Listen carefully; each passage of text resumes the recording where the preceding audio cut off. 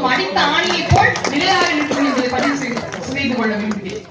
இந்த திராவிட முன்னேற்ற கழகத்தால நம்ம தமிழக மக்கள் கல்வி பெற்றாங்க அப்படின்னு சொன்னா அது கிடையாது. இன்னைக்கு எதிர்கட்சிக்காரர்களை பார்த்து கேட்கிறேன், எங்க கட்சியினால இந்த கட்சிக்காரனால உங்க தலைவர்களோட சாதனைய ஒரு நாள் 2 நாள் தொடர்ந்து உங்களால கூட்டம் போட்டு பேச முடியுமா? கண்டிப்பா முடியாது. ஊழல் செஞ்சிருக்காரு, கலவரத்தை தூண்டி இருக்கிறாரு, இப்படி வேணா சொல்லலாம்.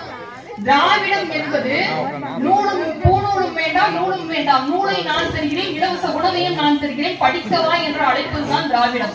பூநூல் அணிந்தால்தான் கல்வி என்ற அழைப்பது தான் ஆரியம். அந்த முன்னேற்ற கழகம் இந்த திராவிட மாடல் ஆட்சி நடத்தி கொண்டிருக்கிறது.